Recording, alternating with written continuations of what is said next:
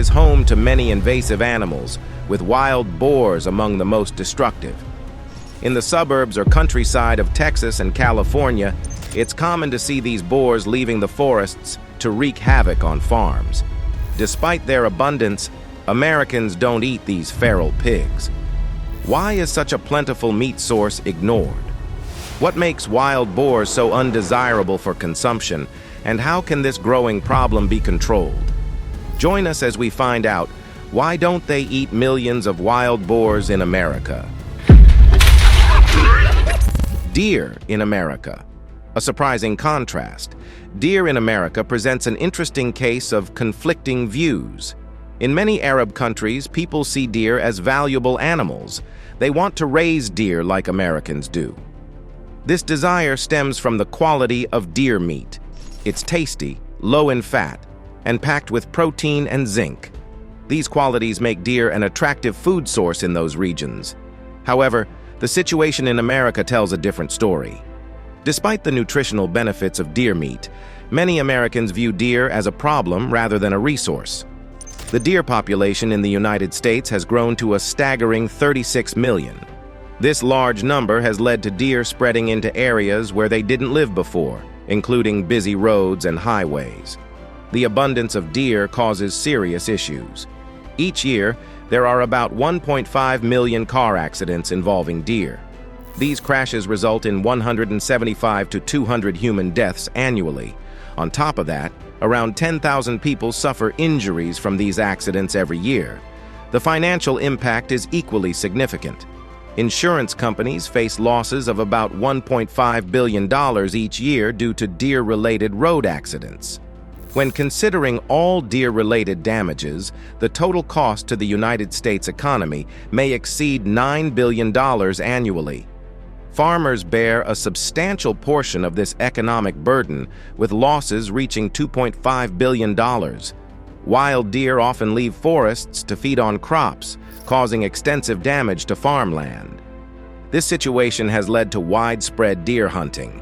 During hunting seasons, about 6 million deer are killed each year. However, this practice raises questions about resource use. The hunted deer represent around 200,000 tons of protein that often goes to waste.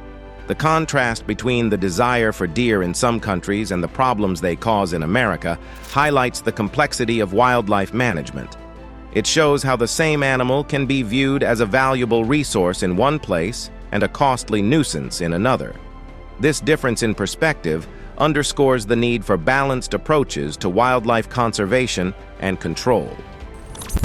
The deer dilemma: safety concerns and economic impact. The high deer population in America has created a complex problem that goes beyond crop damage. As deer have spread into urban and suburban areas, they've become a significant safety hazard on roads and highways. The sheer number of deer-related accidents is alarming. With over 1.5 million collisions each year, these incidents pose a serious risk to drivers and passengers. The human toll is substantial, with up to 200 lives lost annually and thousands more injured. These accidents don't just affect individuals, they impact entire communities through increased emergency services needs and healthcare costs. From an economic standpoint, the deer problem extends far beyond agricultural losses. Insurance companies bear a heavy burden, paying out approximately $1.5 billion each year for deer-related claims. This financial strain likely translates to higher premiums for all drivers, regardless of whether they've been involved in a deer collision. When considering the broader economic impact, the total cost to America is staggering, potentially reaching $9 billion annually. This figure includes not only direct costs like vehicle repairs and medical expenses, but also indirect costs such as lost productivity due to injuries or traffic delays caused by deer-related accidents. The widespread nature of the deer population makes addressing this issue challenging. Deer are now common in areas where they were once rarely seen, including city parks, golf courses, and residential neighborhoods. This proximity to human activity increases the likelihood of conflicts and accidents. Traditional wildlife management techniques may not be sufficient to address a problem of this scale. The situation calls for innovative solutions that balance public safety, economic considerations, and ethical treatment of wildlife. Some areas have experimented with deer contraception programs or controlled culling, but these methods are often controversial and have mixed results. The deer dilemma in America illustrates how rapid changes in wildlife populations can have far-reaching consequences. It underscores the need for comprehensive, long-term strategies that consider both human needs and ecological balance. As the deer population continues to grow, finding effective and acceptable solutions becomes increasingly urgent for communities across the country. Agricultural challenges. Deer versus farmers. The relationship between deer and farmers in America has become increasingly strained due to the growing deer population. Wild deer, which traditionally inhabit forests, have developed a pattern of venturing into agricultural areas in search of food. This behavior has turned them into a significant threat to crops and farm productivity. Deer are opportunistic feeders with a varied diet that includes many cultivated plants. When they enter farmlands, they consume a wide range of crops without discrimination. This unrestricted feeding can lead to substantial losses for farmers, who invest considerable time, effort, and resources into their produce. The impact of deer on agriculture goes beyond mere crop consumption. Their presence can damage young trees, trample smaller plants, and create paths through fields that disrupt planting patterns. This destruction can set back crop growth and reduce overall yield, affecting not just the current harvest but potentially future ones as well. Farmers have responded to this threat with various deterrent methods. Many have resorted to hunting during designated seasons to reduce local deer populations. However, this approach has led to an unintended consequence: a significant amount of potentially usable meat going to waste. The annual deer hunt results in approximately 6 million deer being killed, equivalent to about 200,000 tons of protein that often remains unused. This wastage presents a paradox. While deer meat is nutritious and could potentially be a valuable food source, the scale of the problem and the circumstances of the hunting often prevent efficient use of this resource. The focus for many farmers is on protecting their livelihoods rather than harvesting the deer for meat. The situation has created a complex ethical and practical dilemma. On one hand, farmers need to protect their crops to maintain their economic viability. On the other hand, the large-scale culling of deer without utilizing the meat raises questions about resource management and wildlife conservation. This conflict between agricultural needs and wildlife management highlights the need for more sustainable solutions. It calls for approaches that can effectively control deer populations while potentially making use of the animals as a resource rather than treating them solely as a pest to be eliminated. Wild pigs, an invasive threat. While deer pose significant challenges, wild pigs have emerged as an even more destructive force in the American landscape. These animals, first introduced to the United States in the 1930s, were originally known as Russian pigs. Their initial purpose was to serve as a source of fat and meat. However, this well-intentioned introduction has led to unforeseen and far-reaching consequences. Over time, some of these pigs escaped from farms and began to thrive in the wild. Their population has exploded, transforming them into what many consider an invasive species. As of 2023, wild pigs are recognized as one of the most harmful animals to wildlife in the United States. The impact of wild pigs extends far beyond natural ecosystems. These animals cause extensive damage to a wide range of environments, from agricultural lands to carefully manicured golf courses. Their destructive behavior is not limited to consuming crops. They also engage in rooting, a behavior where they use their snouts to dig up the ground in search of food. This rooting behavior is particularly problematic for land management. When wild pigs root, they leave behind large areas of disturbed soil. This not only destroys existing vegetation, but also renders the land unsuitable for immediate cultivation. The damage can be so severe that it requires significant effort and resources to restore the land to a usable condition. The economic toll of wild pig damage is staggering. Annual losses attributed to these animals amount to approximately $2.5 billion. This figure encompasses a wide range of costs, including crop destruction, land rehabilitation, and measures taken to control pig populations. The rapid spread and adaptability of wild pigs have made them a formidable challenge for wildlife management. Unlike some invasive species that are limited by specific environmental conditions, wild pigs have shown a remarkable ability to thrive in diverse habitats across the country. This adaptability, combined with their high reproductive rate, has allowed their populations to grow unchecked in many areas. Addressing the wild pig problem requires a multifaceted approach, balancing ecological concerns with economic realities and the need for effective wildlife management strategies. Texas, epicenter of the wild pig problem. Within the United States, Texas stands out as the state most severely affected by the wild pig invasion. The scale of the problem in Texas is staggering, with the state harboring an estimated 3 million wild pigs. This number is particularly alarming when compared to the pig population of just 54,000 that was initially estimated. The dramatic increase in wild pig numbers in Texas can be attributed to several factors. The state's diverse landscape provides ideal habitats for these adaptable animals, ranging from dense forests to open grasslands. The mild climate in much of Texas also allows for year-round breeding, contributing to rapid population growth. Texas's large size and varied terrain make controlling the pig population exceptionally challenging. Traditional hunting methods often prove insufficient given the vast areas these animals can inhabit. The pigs' intelligence and wariness also make them difficult targets, as they quickly learn to avoid areas where hunting pressure is high.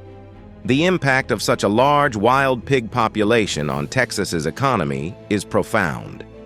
Agriculture, a key industry in the state, suffers significant losses due to crop damage and land degradation caused by these animals.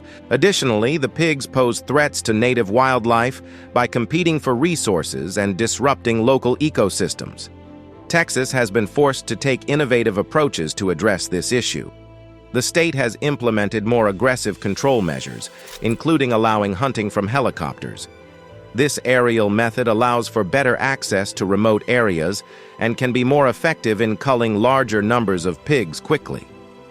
Despite these efforts, the wild pig population in Texas continues to grow. The situation has become so severe that it's affecting urban areas as well, with pigs increasingly spotted in suburbs and city parks. This urban invasion brings new challenges, including potential conflicts with humans and damage to landscaped areas. The Texas wild pig situation serves as a cautionary tale for other states facing similar invasive species issues. It highlights the need for early intervention and sustained, coordinated efforts to prevent animal populations from reaching unmanageable levels. As Texas continues to grapple with this problem, its experiences and strategies may provide valuable insights for wildlife management practices across the country. Pig control methods, from aerial bombing to hunting dogs. To combat the growing wild pig problem, authorities and landowners in the United States have employed a variety of innovative and sometimes extreme methods. These approaches range from high-tech solutions to traditional hunting techniques, each with its own set of advantages and challenges. One of the most striking methods is aerial control, often referred to as aerial bombing. This involves using helicopters to hunt wild pigs from the air. While the term bombing might suggest explosives, it actually refers to shooting from the aircraft. His method allows access to remote or difficult terrain where ground-based hunting is impractical. It also enables rapid coverage of large areas, potentially culling significant numbers of pigs in a short time. On the ground, trapping has become a common control method. Various trap designs are used, from simple box traps to more complex corral systems that can capture entire sounders. Some advanced traps incorporate technology like motion sensors and remote-controlled gates, allowing for more efficient and selective capture. Fencing is another approach used to protect specific areas from wild pig incursions. Farmers and landowners often dig trenches or construct sturdy fences around their properties. However, the intelligence and strength of wild pigs make this method challenging, as the animals can learn to breach many types of barriers. Traditional hunting with firearms remains a widespread control method. Many states have relaxed hunting regulations for wild pigs, allowing year-round hunting and removing bag limits. Some areas even permit night hunting using thermal imaging equipment to increase effectiveness. The use of hunting dogs is a time-honored technique that has found renewed purpose in wild pig control. Trained dogs can track and corner pigs in dense vegetation where human hunters might struggle. This method is particularly useful for locating and dispatching pigs in areas where other control methods are less effective. Chemical control, including poison baits, has been researched but remains controversial due to potential impacts on non-target species and environmental concerns. Each of these methods has its place in the overall strategy to manage wild pig populations, but none has proven to be a silver bullet solution. The complexity of the problem necessitates a multifaceted approach, combining various techniques tailored to specific local conditions and challenges. The paradox of pig proliferation. Despite intensive efforts to control wild pig populations, their numbers continue to grow at an alarming rate. This persistence presents a paradox that challenges wildlife management experts and policymakers alike. One of the key factors contributing to this paradox is the wild pig's remarkable reproductive capacity. Female pigs, or sows, can begin breeding at a young age, often as early as 6 to 8 months old. They are capable of producing up to 2 litters per year, with each litter containing 4 to 12 piglets. This high reproductive rate means that pig populations can rebound quickly, even in the face of significant culling efforts. Another factor is the wild pig's adaptability to various environments. These animals can thrive in diverse habitats, from forests and swamps to agricultural lands and urban fringes. This versatility allows them to find new territories when pressured in one area, making complete eradication extremely difficult. The lack of natural predators in many areas also contributes to their unchecked growth. In their introduced ranges, wild pigs often have few animals capable of preying on adult individuals. This absence of natural population control mechanisms puts the onus of management entirely on human efforts. Interestingly, some control methods may inadvertently contribute to the problem. For instance, hunting pressure can cause pigs to become more nocturnal and wary, making them harder to locate and control. Additionally, unsuccessful trapping attempts can educate pigs, making them more difficult to capture in the future. Climate change may also play a role in the paradox.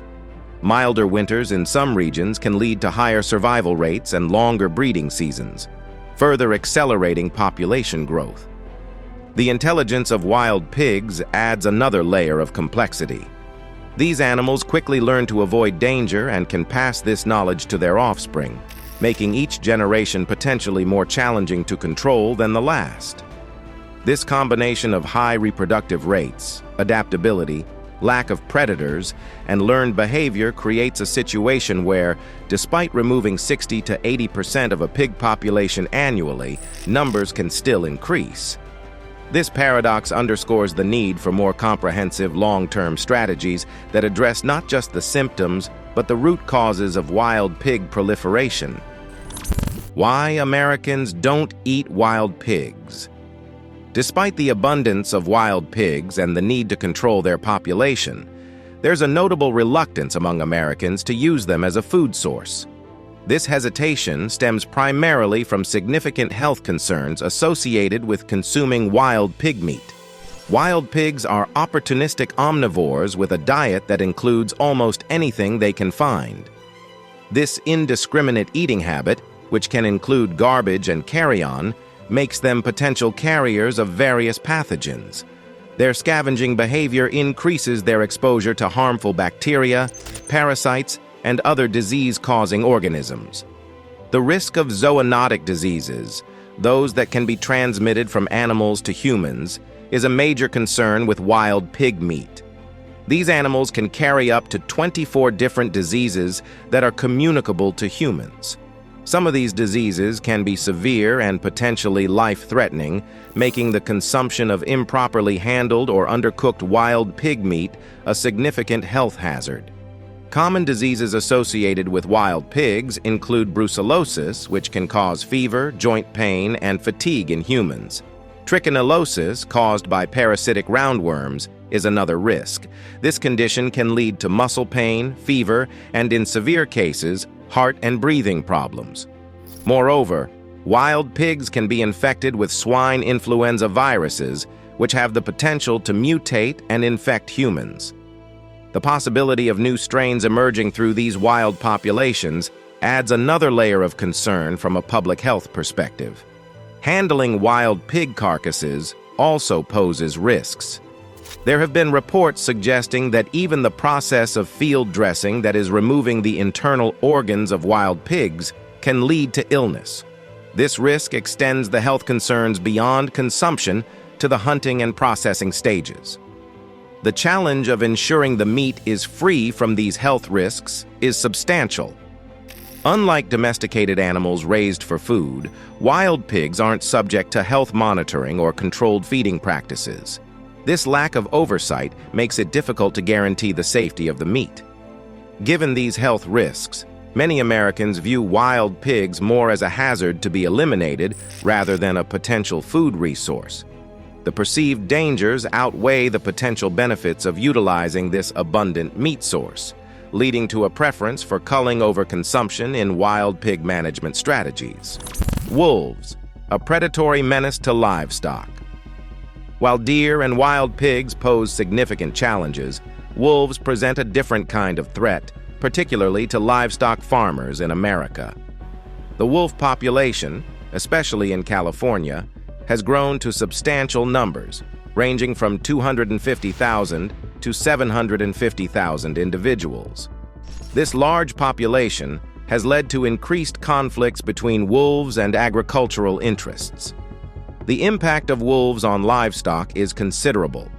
Each year, these predators are responsible for the deaths of approximately 117,000 farm animals.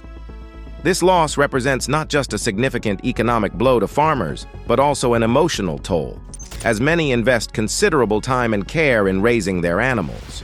Wolves, as apex predators, have a natural instinct to hunt.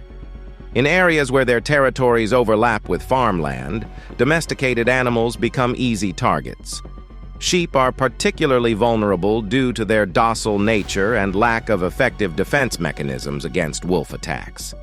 However, wolves don't limit themselves to smaller livestock. They're capable of taking down larger animals like cattle as well. The presence of wolf packs near farms creates a constant state of stress for both the livestock and the farmers. Animals under threat of predation may experience reduced weight gain and decreased reproductive success, further impacting the farmer's livelihood. Additionally, the constant vigilance required to protect herds from wolf attacks adds to the already demanding workload of agricultural professionals. Protecting livestock from wolf predation is a complex challenge. Traditional methods like fencing are often insufficient against these intelligent and determined predators.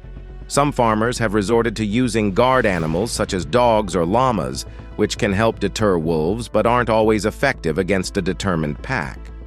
The economic impact extends beyond the immediate loss of animals. Farmers must invest in additional security measures, increasing their operational costs. Insurance premiums may rise in areas with high wolf populations, further straining agricultural budgets. This situation has created tension between conservationists, who advocate for wolf protection, and farmers fighting to protect their livelihoods. Finding a balance between preserving wolf populations and safeguarding agricultural interests remains a contentious issue in many parts of America, particularly in states with significant wolf presence. The human-wolf conflict. The conflict between humans and wolves extends beyond livestock predation, encompassing direct threats to human safety. Over 30 years leading up to 2006, there were 160 reported wolf attacks on humans in the United States. This statistic highlights the potential danger wolves pose to people, especially in areas where human settlements encroach on wolf habitats. While wolf attacks on humans are relatively rare compared to other wildlife encounters, they tend to generate significant public concern and media attention.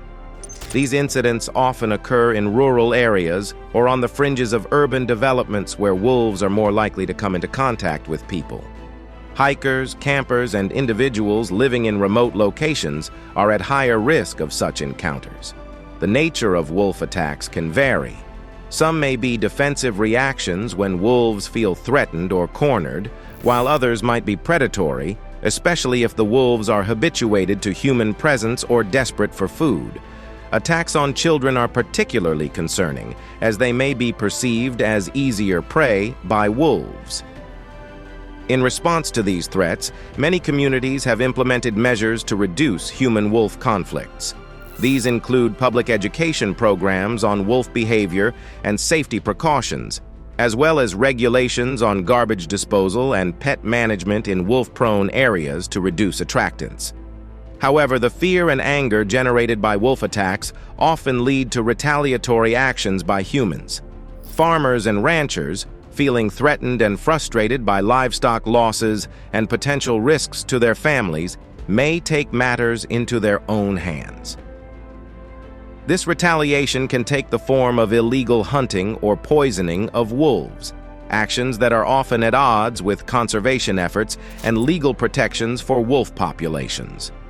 The scale of human retaliation against wolves is significant. It's estimated that humans kill about 500,000 wolves in America each year, equating to roughly 1 wolf death per minute. This high rate of killing raises concerns about the long-term viability of wolf populations and the ecological balance in areas where wolves play a crucial role as apex predators. This cycle of conflict and retaliation underscores the complex challenges in managing human-wolf coexistence.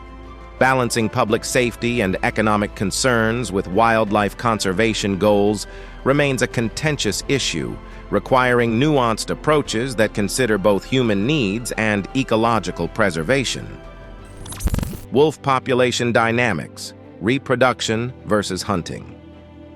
In the United States, wild wolves pose a significant threat to farms, leading to substantial hunting efforts by farmers. The number of wolves in California alone is estimated to range from 250,000 to 750,000. These predators kill around 117,000 livestock annually and have also attacked humans 160 times between 1976 and 2006. As a result, farmers kill approximately 500,000 wolves every year through various methods, including shooting and poisoning. Despite these extensive hunting operations, the wolf population remains stable. This is primarily due to the reproductive capabilities of female wolves. Each year, a female wolf can give birth to 5 to 6 pups. This high birth rate ensures that the population is quickly replenished, countering the effects of hunting. Wolves are versatile hunters. They can hunt small prey like sheep, rabbits, rodents, cats, and dogs individually. Alternatively, they can work together as a pack to take down larger prey, such as bison bulls. This adaptability in hunting techniques contributes to their survival and population stability. In conclusion, while hunting reduces the immediate number of wolves, the high reproduction rate ensures that the population remains unaffected in the long term. The balance between reproduction and hunting creates a dynamic where the wolf population continues to thrive despite ongoing efforts to control it. Wolf hunting behavior, solo and pack strategies. Wolves are versatile predators with hunting behaviors that adapt to the size and type of prey available. What wolves lack in size and strength, they make up for with teamwork and intelligence. Unlike larger predators like mountain lions, wolves rely on cooperation to hunt prey much larger than themselves. While a single wolf can sometimes take down big prey, their true strength lies in working together with the pack to capture animals that might otherwise escape. They exhibit two primary hunting strategies: solo hunting and pack hunting. When hunting alone, wolves typically target smaller prey. These can include animals such as sheep, rabbits, rodents, cats, and dogs. A lone wolf uses stealth and speed to catch these smaller animals, often relying on a quick surprise attack to secure its meal. This solo strategy is effective because it allows the wolf to hunt discreetly without drawing attention from larger predators or potential threats. On the other hand, when wolves hunt in packs, they aim for much larger prey. Hunting as a group allows them to take down animals that would be impossible to catch alone. Cooperation within a wolf pack becomes most evident during a hunt. A pack may trail a herd of elk, caribou, or other large prey for days, all while assessing and hunting. They search for signs of weakness in the herd, but that is just the start. Wolves also consider conditions like weather and terrain, which can influence the hunt's outcome. For instance, wide-open plains favor the prey, as healthy, full-grown ungulates can outrun even the fastest wolf. However, crusty snow or ice benefits the wolves, whose wide, round paws act like snowshoes, allowing them to move effortlessly. Experienced wolves know that hoofed animals often break through the crust and get bogged down in deep snow, giving the predators an advantage. Examples of such large prey include bison bulls. The pack works together to isolate and exhaust their target, using coordinated movements and strategies. This cooperative effort significantly increases their chances of a successful hunt. Pack hunting involves complex social behaviors and communication. Wolves use body language, vocalizations, and other signals to coordinate their actions during a hunt. Each member of the pack has a role, from leading the chase to flanking, and finally bringing down the prey. This division of labor makes pack hunting highly efficient and effective. These two hunting strategies, solo and pack hunting, demonstrate the adaptability and intelligence of wolves. By employing different techniques based on the size and type of prey, wolves can thrive in various environments and maintain a stable food supply. This versatility in hunting methods contributes to their resilience and survival in the wild. Thanks for watching. See you in our next video.